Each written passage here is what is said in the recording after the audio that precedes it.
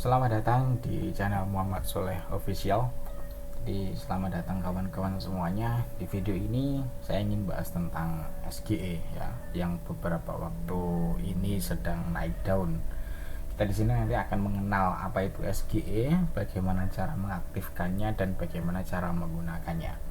Oke, saya awali dengan berita ya. Jadi ini saya rekam tanggal 10 November. Jadi ini beritanya kemarin ya, hari Kamis itu sudah beredar bahwa Google itu menghadirkan search bertenaga AI ya, lebih dari 120 negara, dan itu sudah mendukung bahasa Indonesia. Ini dari Tempo. Terus kemudian dari Sindo News itu ada pencarian AI generatif Google ya. Jadi intinya SGE atau pencarian generatif dari Google ini itu sudah tersebar ke lebih dari 120 negara. Oke, ini juga dari berita satu ya. Jadi intinya SGE sudah dirilis ke 120 negara dan salah satunya Indonesia. Cuma tadi pagi saat saya rekam ini masih belum secara merata itu dapat semua SGE. Jadi kita bisa menggunakan itu tapi masih dalam masa trial saja. Nah, kemarin juga saya sudah riset sedikit tentang SGE. Ternyata di Amerika sana itu juga masih belum disebarluaskan secara massal. Jadi setiap orang di Amerika sana masih belum menggunakan SGE, dan ini masih baru dalam tahap uji coba saja ya. Jadi hanya segelintir orang yang sudah menggunakan SGE secara resmi ya, tapi secara umumnya itu sudah bisa digunakan lebih dari 120 negara, dan kita salah satunya nanti bisa mencoba secara langsung ya. Jadi ini belum diterapkan secara langsung, tapi kita bisa mencobanya ya dengan mengaktifkannya terlebih dahulu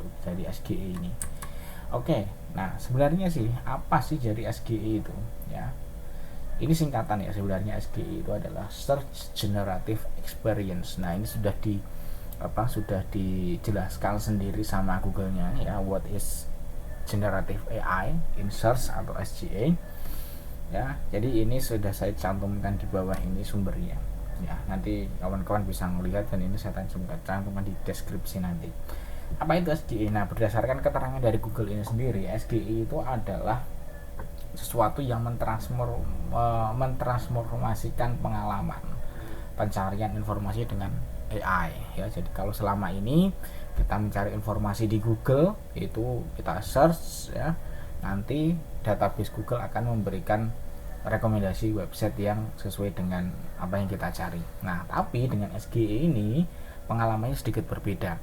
Jadi kita search di Google, maka nanti AI-nya Google itu yang akan memberikan jawaban dari apa yang kita tanyakan ya. Itu di bagian atas. Nanti di bagian bawahnya ya masih ada lagi. Kalau itu masih belum cukup, nanti ada link website yang relevan dengan apa yang kita cari di bawahnya ya. Nah, tujuannya untuk apa? Tujuannya adalah untuk membantu pencari informasi mendapatkan lebih banyak manfaat dari satu penelusuran ya. Jadi kalau kita nyari di Google itu hanya berupa website saja ya yang menyediakan informasi itu, tapi dengan SGE ini ya maka informasinya jadi lebih beragam ya. Ada sudut pandang lain yang bisa kita dapatkan dari generatif AI ini.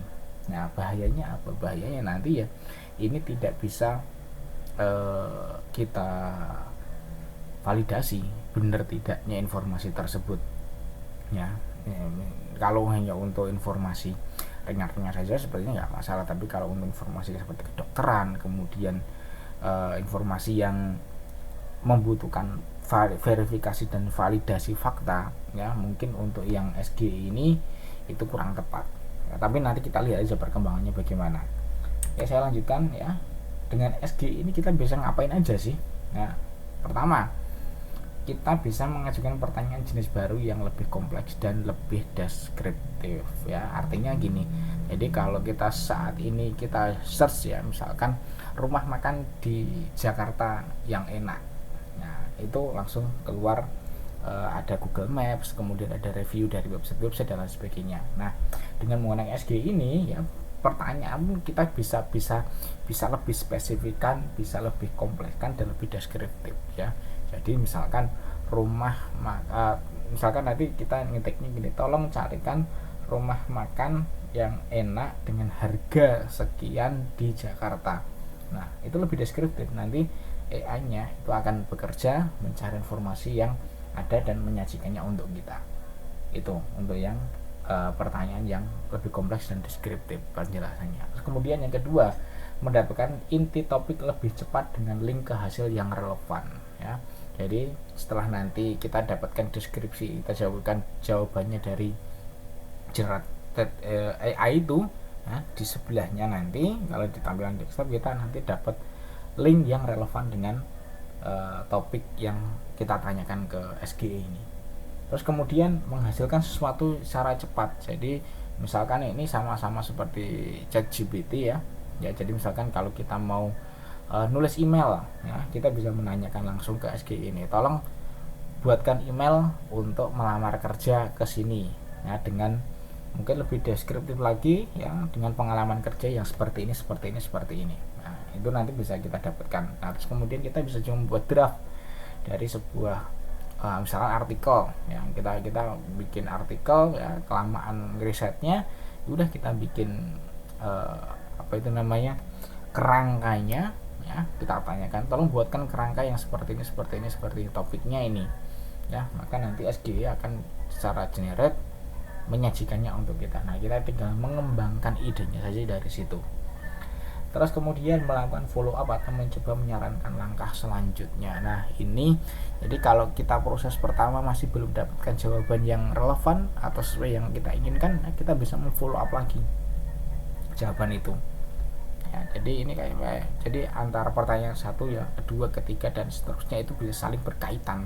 Nah semakin berkait maka nanti informasinya akan semakin lama makin mengerucut dan itu bisa kita validasi ya. Itu ya sekilas tentang SGE dan apa sih yang bisa kita lakukan dengan SGE ini. Nah berikutnya kita akan memaparkan dan mendemokan sih kepada kawan-kawan semuanya bagaimana cara mengaktifkan dan menggunakan SGE itu. Oke, kita mulai ya. Nah pertama kita buka browser dulu. Nah, kemudian kosongan seperti ini, di sebelah kanan atas kawan-kawan akan muncul satu icon gelas seperti ini yang namanya Search Lab. Kita klik saja. Nah di sini ada Search Lab, terus kemudian di sini ada SGE Generative AI in Search ya. Nah kita untuk mengaktifkan ini ya tinggal klik di sini saja. Jadi nanti kita bedakan ya mana yang pakai SGE dan mana yang sebelum pakai SGE. Misalkan kita cari di sini ya, cara membuat atau menulis daftar pustaka yang benar atau yang penulisnya banyak. Nah kalau nggak pakai SGE itu nanti hasilnya akan seperti ini ya. Ini yang cara lama ya, jadi nanti ada penulis dan lain sebagainya.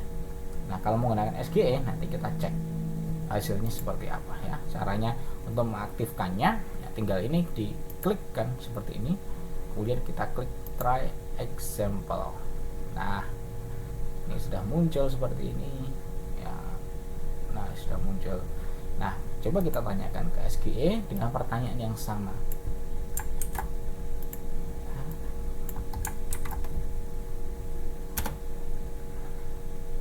Oke, nah ini ada permissionnya dulu. Di awal-awal ada permissionnya dulu. Get AI powered overview for the search ya. Kalau kita setuju, maka klik generate. Nah, hasilnya seperti ini. Ya, berikut adalah cara menulis daftar pustaka yang penulisnya banyak. Apa style, et al, DKK, nah, pengarang dan lain sebagainya. Nah ini ada X follow up.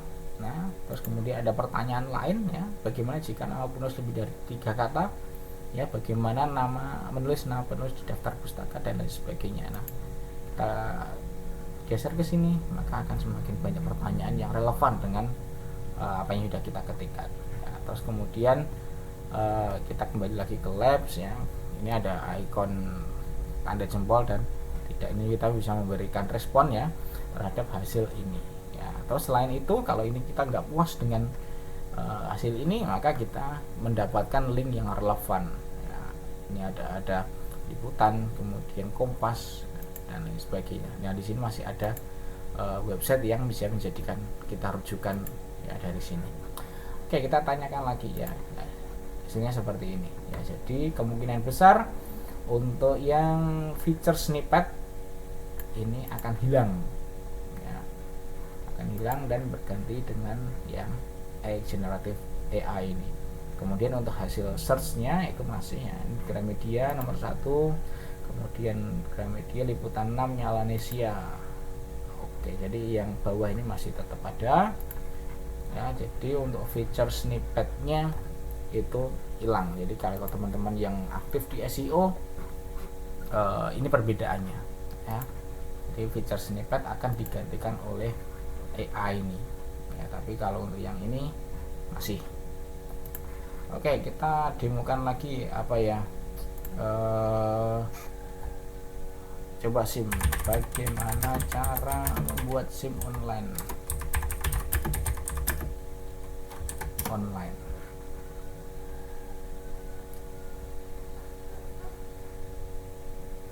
Oke, ringkasan yang dibuat AI tidak tersedia untuk penelusuran ini ya. Jadi tidak semua informasi AI itu bisa mengenerate-nya. Jadi kalau berhubungan dengan apa ya, fakta di lapangan ya, atau prosedural ya, AI belum bisa membuat seperti ini ya. Jadi tetap feature snippetnya masih ada. Oke, lagi bagaimana cara meredakan konflik ya, konflik Palestina. Kira-kira gimana ya?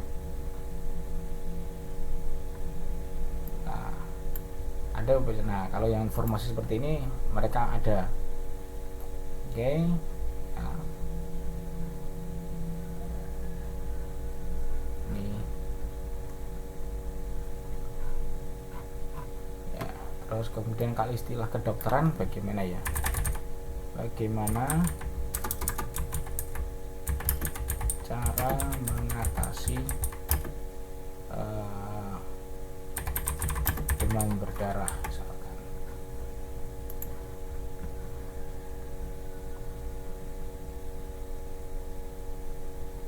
Oke, ternyata AI bisa ya untuk kedokteran.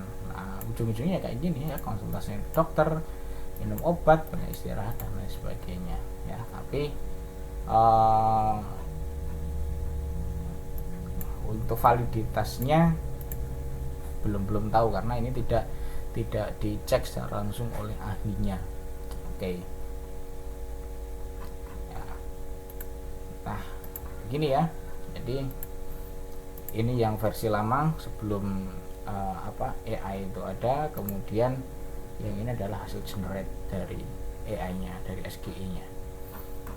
Oke. Nah, terus kemudian kalau kita nggak mau mengaktifkan SGE ini gimana? Ya, kita klik Labs ya, sekali lagi, kemudian kita klik ini dinonaktifkan. Nah, maka nanti kita bisa dapatkan ini ya, feedback ya. Kita bisa berikan feedback ke Google-nya untuk lebih meningkatkan SGE-nya. Jadi nanti kalau ini sudah dinonaktifkan, maka pencariannya akan berganti dengan yang lama. Oke, misalkan cara mencari sepeda yang hilang. Nah, oke, nih sudah kembali ya, yang SGE-nya sudah hilang. Begitu ya sekilas tentang SGE, bagaimana cara mengaktifkannya, bagaimana cara kita menggunakan SGE, dan bagaimana cara kita menonaktifkannya. Mudah-mudahan bermanfaat untuk kawan-kawan semuanya. Jangan lupa kalau ada manfaatnya dari sini, silahkan like, subscribe, dan nyalakan loncengnya. Sekarang juga untuk mendapatkan informasi yang lebih detail, lebih terperinci lagi mengenai update-update yang saya sampaikan. Terima kasih dan sampai ketemu di video berikutnya.